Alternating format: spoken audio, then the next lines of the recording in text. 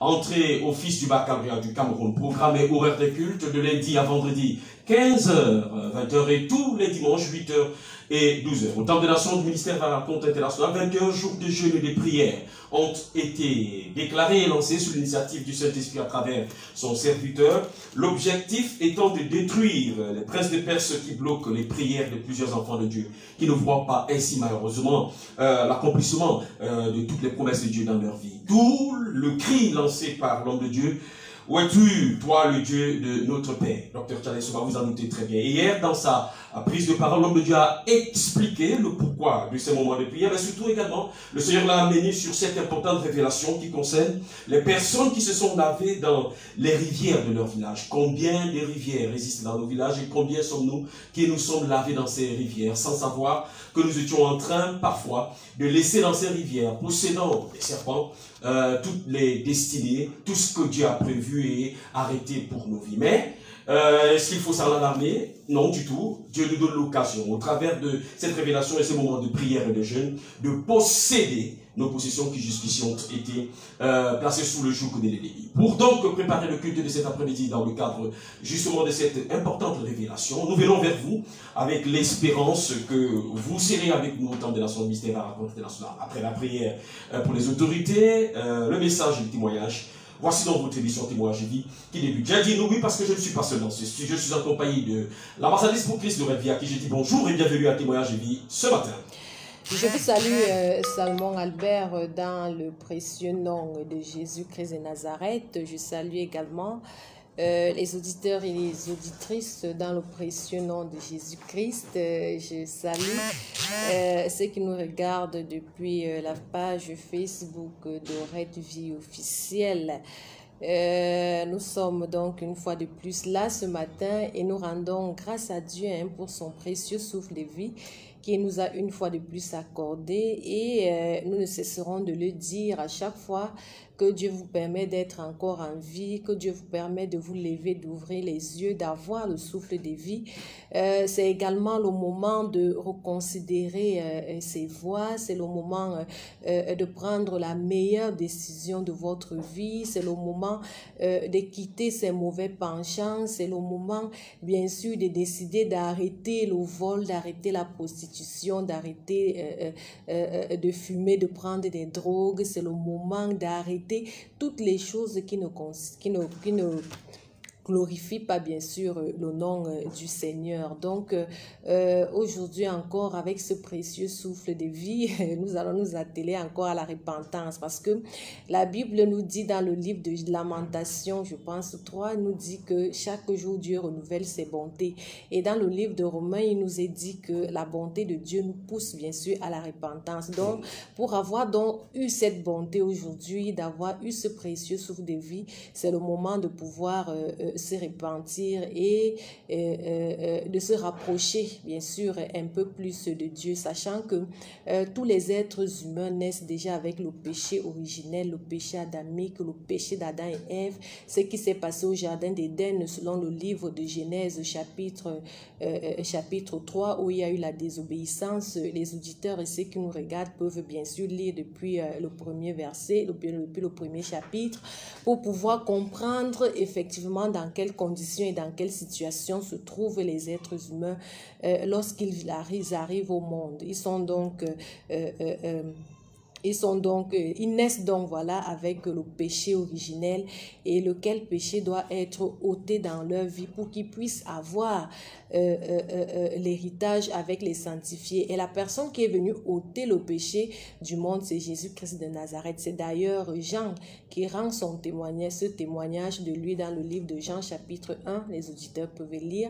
Voilà, pour chercher le verset parce que c'est également un exercice. Il est important de méditer la parole de Dieu tous les jours. Jésus dit d'ailleurs de méditer tous les jours, jour et nuit même, là pour pouvoir réussir dans tout ce que vous allez entreprendre. Donc, la personne qui ôte dans le péché du monde, le péché originel, le péché d'Adam et Ève, c'est Jésus-Christ de Nazareth. Et ce péché étant ôté, vous avez également besoin d'un travail spirituel en bonne et due forme pour véritablement connaître des temps de rafraîchissement sur la terre. Cela dit les péchés commis par toi-même et les péchés de tes parents, parce que les Saintes Écritures nous font également savoir que vos pères ont péché, ils ne sont plus, mais c'est vous qui portez la peine de leur iniquité. Il est donc important pour les hommes et les femmes de passer à ce processus. Dès que vous avez le souffle de vous, vous êtes réveillé une fois de plus ce matin, c'est important pour vous de savoir que la vie ne finit pas ici. Nous sommes en pèlerinage, étrangers et voyageurs. Après, quand vous allez quitter la terre, vous allez aller à la destination où vous avez choisi. Et il n'y a que deux destinations. Quand on sait que sur la terre, il n'y a que deux puissances qui travaillent, la puissance de Dieu et la puissance de Satan. Donc, la puissance à laquelle vous aurez choisi de fonctionner avec, c'est là-bas où vous allez effectivement aussi vous retrouver. Donc, ça veut dire l'enfer ou alors le paradis. Et comme nous voulons que tous les hommes et toutes les femmes aillent au paradis, parce que Jésus-Christ lui-même a dit dans le livre de 1 Timothée chapitre 2 qu'il veut que tous les hommes et les femmes parviennent à la connaissance de la vérité. Nous sommes donc là aujourd'hui pour vous faire connaître un pan de la vérité qui va vous permettre, parce que c'est l'ensemble des détails qui forment un tout, donc qui va vous permettre bien sûr d'avancer un peu plus dans le royaume des cieux. C'est la chose la plus essentielle. Donc aujourd'hui encore, nous sommes donc là pour faire des analyses et des commentaires des prédications rendu au temps des nations, et je suis totalement convaincue qu'au sortir de cette émission, ensemble avec vous, que nous aimons dans la vérité, nous serons richement bénis. Nous aussi, pourquoi? Parce que la parole de Dieu est une épée à double tranchant. Pendant qu'elle tranche devant, elle tranche également derrière. Donc nous-mêmes, nous sommes concernés pendant que le Saint-Esprit est en train de faire son travail. Nous vous remercions de nous prêter, bien sûr, vos délicates oreilles. Alors, de l'autre côté de la baie vitrée, nous bénéficions de la présence de M. Zéphirin Bonnier à la mise en onde et à la réalisation de ce programme qui est supervisé et coordonné par la maman du ministère, Mamadé Tchana. Alors, je le disais, au temps de l'action du ministère vers la Raconte internationale, nous sommes rendus ou nous sommes inscrits dans un programme de 21 jours de jeûne et de prière. Les enjeux de cette opération spirituelle seront présentés au cours de cette émission avec des révélations qui y vont. Mais surtout, c'est également, il faut savoir qu'il y a un cri qui a été poussé pour se poser la question de savoir où est le Dieu de notre Père, Dr. Tchana, face à certaines situations que nous continuons à vivre. D'où donc la nécessité véritablement de nous inscrire dans cette opération de jeûne et prière pour détruire les œuvres de consécration et pouvoir également renverser les œuvres du Satan qui se lèvent contre chacune de nos des personnes qui viennent au temple de son ministère à la Raconte internationale. Chacun d'entre nous en est concerné. Et puis également cette révélation liée au cas des personnes qui se sont lavées dans les rivières de leur village. Et bien sûr détruire les princes de Perse qui bloquent les prières. Tout un programme dont l'objectif est certainement d'amener les uns les autres de la vie à voir leur vie véritablement être changée. Bien sûr, c'est ce que tout le monde désire. Qui ne désire pas que les portes soient ouvertes dans sa vie? Qui ne désire pas que sa vie puisse véritablement changer? Qui ne désire pas connaître des temps de rafraîchissement? Qui ne désire pas bâtir des choses? Parce que tous ceux qui nous écoutent et tous ceux qui nous regardent ont certainement des projets dans leur vie. Quand ils étaient même enfants, ils disaient, vous allez voir peut-être une fille qui va dire, quand j'aurai 20 ans, je serai déjà mariée, à 30 ans, j'aurai accouché déjà toute la quantité d'enfants que je voudrais, et puis j'aurais battu une maison avec mon mari, et puis on va vivre comme ci, et puis on va vivre comme ça.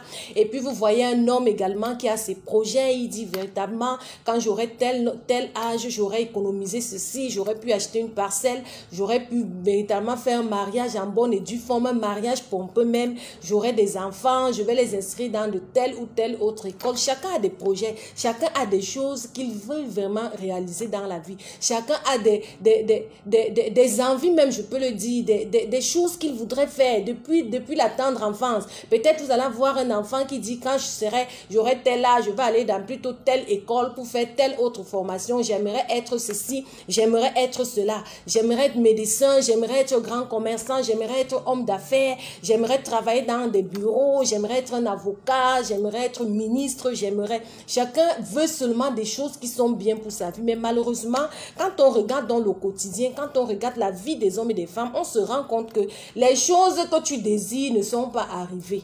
Les choses que tu voulais faire n'arrivent pas.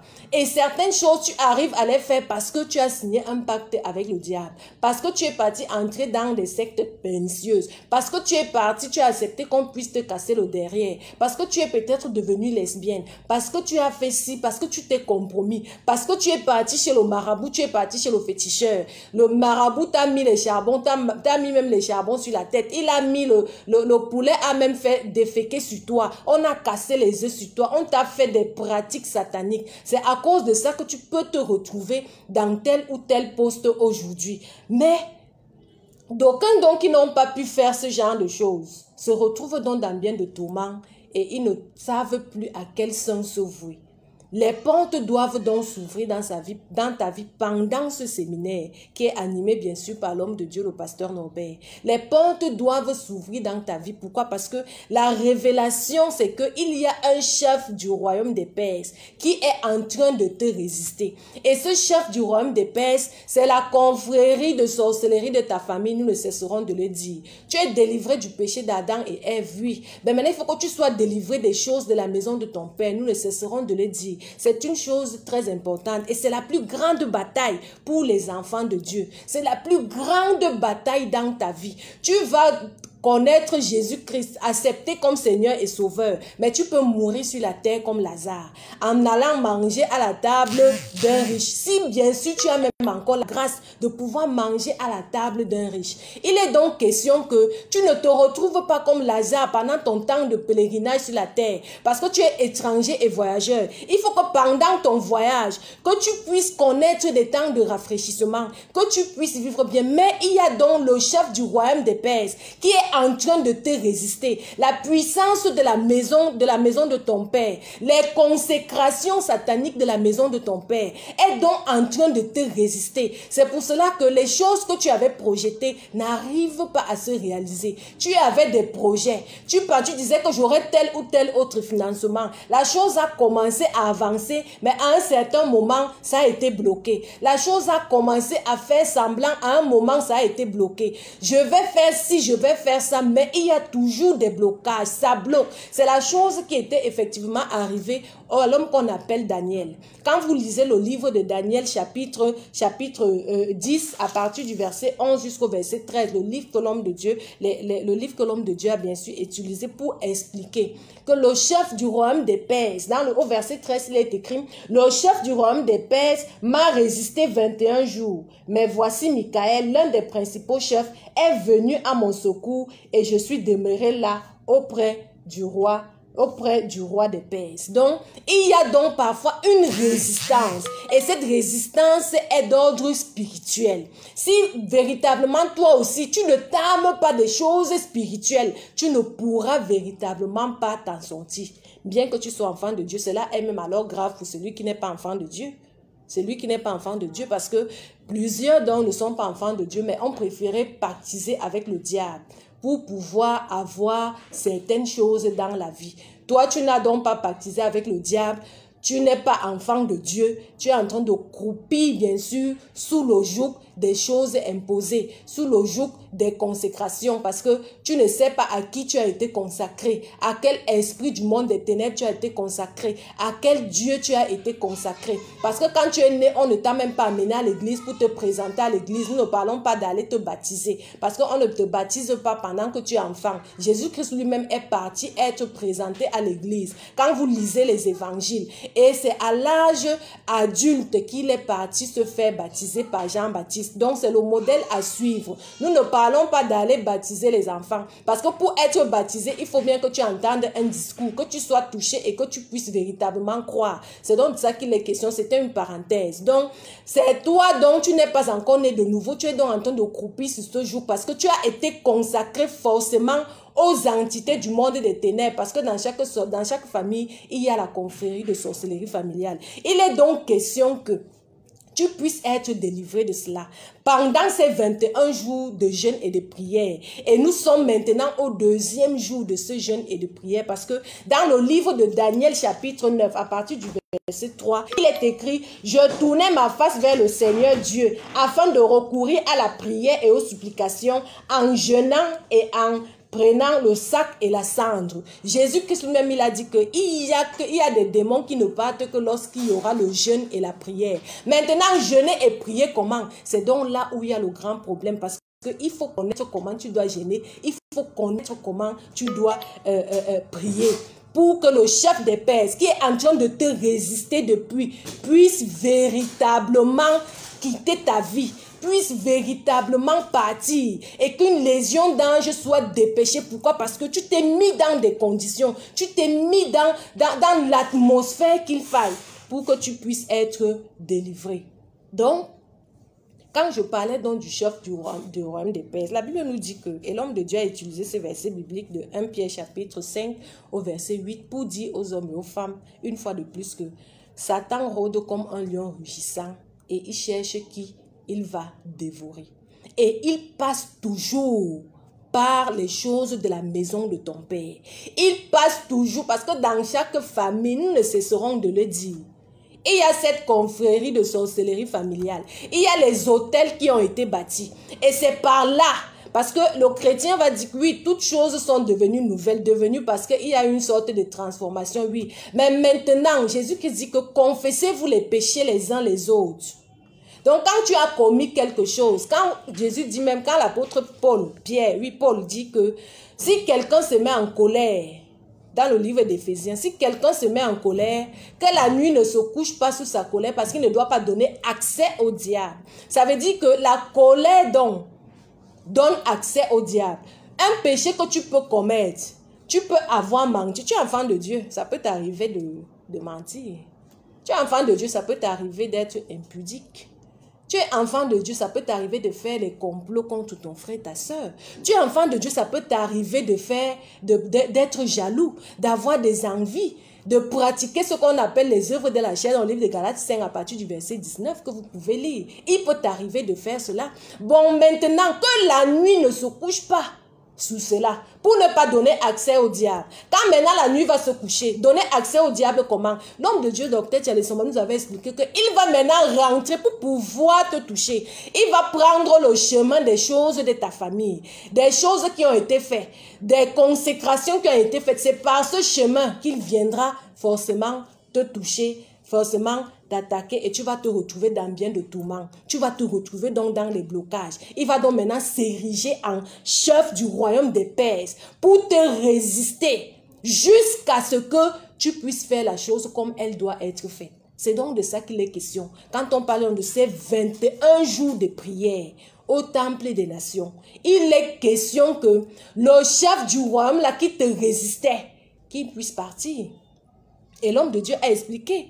Il y a des choses, par exemple, que vous avez faites dans votre vie, pour lesquelles vous ne vous êtes pas encore repentis. Parce que nous ne cessons de dire que Jésus vient, il ôte le péché, il a ôté le péché du monde. Il t'a enlevé le péché d'Adam et Ève, qui te condamnait à aller en enfer. Parce que quand tu meurs dans cet état, et que tu n'étais pas repenti de ça, que tu n'es pas né de nouveau, tu pars en enfer. Maintenant, on a ôté ce péché de toi. Il faut maintenant que les choses de la maison de ton père et les choses que tu as commises toi-même, que tu puisses effectivement les déclarer, que tu puisses te repentir. Voyez-vous, quand on lit le livre de Actes, je pense que c'est le chapitre 19, où l'apôtre Pierre dit que, l'apôtre Paul, oui, je pense bien, qui dit que les gens venaient bien sûr déclarer ce qu'ils avaient fait, et même ceux qui avaient pratiqué la magie. Donc, mais c'était des enfants de Dieu qui étaient déjà nés de nouveau. Voilà, dans le livre de Actes chapitre 19, le verset 18, voilà, à partir du verset 18, c'est écrit que plusieurs de ceux qui avaient cru venaient confesser et déclarer ce qu'ils avaient fait. Donc, c'est une chose importante pour toi. Quand tu n'es pas encore passé par là pour déclarer les choses que tu as faites, mais Satan a encore le droit légal de pouvoir te frapper, de pouvoir te donner une blessure, de pouvoir te donner une maladie, de pouvoir bloquer ton dossier qui est là-bas depuis aux finances, depuis 4 ans, 5 ans, 6 ans, tu ne sais même plus à quel sens te vouer. Il s'érige donc en chef du royaume des Perses pour pouvoir maintenant te bloquer et t'imposer une souffrance. Pourquoi? Parce que Satan a un seul objectif, t'amener en enfer. Et pendant que tu es donc en train de vivre cette souffrance, si tu n'as donc pas la présence d'esprit, si tu ne connais donc pas qu'il y a des démons qui ne partent qu'avec le jeûne et la prière, si tu ne connais donc pas comment jeûner, tu ne connais donc pas comment prier, tu vas forcément en vouloir à Dieu et commencer à prononcer le nom de Dieu en vain et tu vas te retrouver, si tu meurs dans cet état, dans bien de tourments. L'homme de Dieu a donc évoqué cette affaire de rivière. Bon, c'est tout à fait normal d'aller, par exemple, dans le village, se laver dans une rivière. C'est tout à fait normal que, bon, depuis la tendre enfance, on se lave, on va à la mer, on va par-ci, on va par-là. Mais quand on sait que tout ce qui concerne l'eau, il y a également des entités maléfiques. Voilà donc le problème. Et la révélation est donc sortie que plusieurs personnes se sont lavées de manière normale. Je vais me laver à la rivière, je vais prendre un bain à la rivière, je vais nager un peu, mais sans savoir que par cela, elles entraient en contact avec des entités maléfiques. Pourquoi? Parce qu'elles ne bénéficiaient même pas déjà d'abord d'une protection. Tu n'étais pas encore né de nouveau. Ou que tu étais né de nouveau, mais il y avait encore les choses de la maison de ton père, la puissance qui continuait à agir dans ta vie. Et cela a donc poussé les entités à pouvoir s'accaparer de toi. Il est donc question que tu tournes ta face vers Dieu. Que tu regardes à Dieu seul. Que tu entres dans un temps de jeûne et de prière. Pour pouvoir résister aussi au prince des Perses. Que tu passes dans cette phase de repentance et de déclaration des choses que tu as faites. Plusieurs séminaires ont été animés ainsi pour déclarer, juste pour que les gens déclarent, pour que les gens dénoncent. Je suis allé chez le marabout, j'ai fait ceci. Si tu es parti un jour chez le marabout, tu n'as pas encore déclaré et confessé toutes ces choses.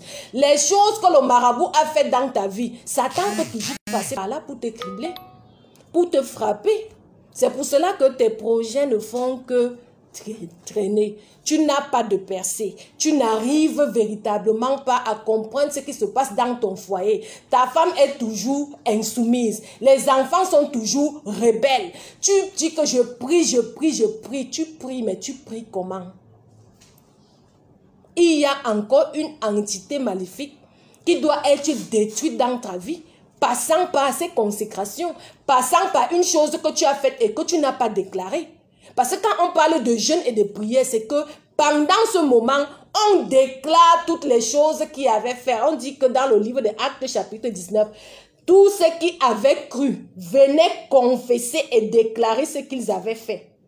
Et un certain nombre, verset 19, et un certain nombre de ceux qui avaient exercé les arts magiques, ayant apporté leurs livres, les brûlèrent devant tout le monde et on en estima la valeur à 50 000 pièces d'argent. Après qu'ils aient donc confessé et déclaré, qu'est-ce qui s'est donc passé au verset 20? C'est ainsi que la parole du Seigneur croissait en puissance et en force. Pour que la parole du Seigneur croisse en puissance et en force, même dans ta vie, il est important que tu entres dans ce type d'atmosphère. Dans ces 21 jours de prière, nous sommes au 2e jour de prière et de jeûne, il est important pour toi et que tu viennes dans l'assemblée des saints pendant que les enfants de Dieu sont réunis et qu'il y ait des prières ciblées et spécifiques.